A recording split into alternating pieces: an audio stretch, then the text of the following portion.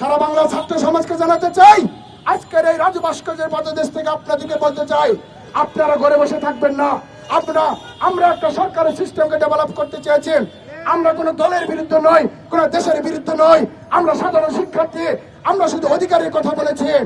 আমরা এই অধিকারের কথা বলে যাবই। আমাদের অগ্নিকণ্ঠ কখনো দমানো যাবে না। দিয়ে প্রিয় সাংবাদিক ভাই বোনেরা, প্রিয় শিক্ষার্থী ভাই বোনেরা, সারা বাংলা জেগে উঠুন, সারা বিশ্ববিদ্যালয় জেগে উঠুন। আপনারা মনে রাখবেন, এই আন্দোলন আপনার আমার সকলের। আপনাদের ঘরে বসে থাকার সময় নাই।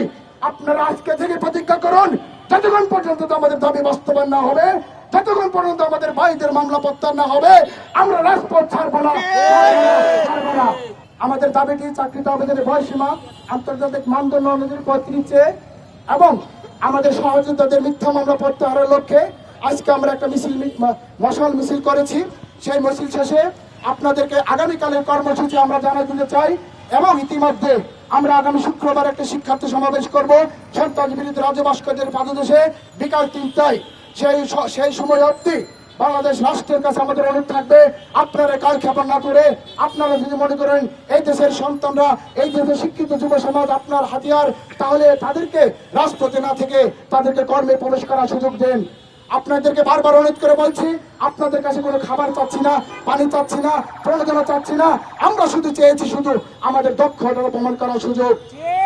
প্রিয় সাংবাদিক ভাই বোনেরা, আপনাদের পুলিশের একজন কনস্টেবল 57 বছর বয়সে তিনি এসএসসি পাস করেছেন। আপনারা দেখেন, কারো দক্ষতা সার্টিফিকেটের মানদণ্ড নাই। সবার দক্ষতা যে কোনো সময় ফুটে উঠতে পারে। তাই বলে এই লোকটি সেদিন মিডিয়াতে বলেছে আমি ডাক্তার হব, তাহলে সেই সুযোগটি কোথায়? আপনারা মনে করেন 30-32 গণ্ডিতে এই সার্টিফিকেট আটকে রাখার জন্য হাজার হাজার এরকম পুলিশের কনস্টেবল মুখটুপড়ে পড়ে আছে। সুযোগের অভাবে তারা কিন্তু সরকার এবং দেশের কোনো কল্যাণে আসতেছে না। বাংলাদেশে আপনারা জানেন, অবসরকালীন 60 ঊর্ধ্ব প্রায় 1 কোটি জনসংখ্যা নির্ভরশীল। এটা কি সরকারের উদ্গম নয়?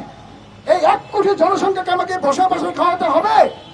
তাহলে কেন আপনারা প্রবেশের বয়সীমা, অবসরের বয়সীমা সেই মানুষের গড় আয়ুর সাথে তাল মিলিয়ে সামঞ্জস্য করছেন না? আপনাদেরকে চোখ কান খোলা নেই?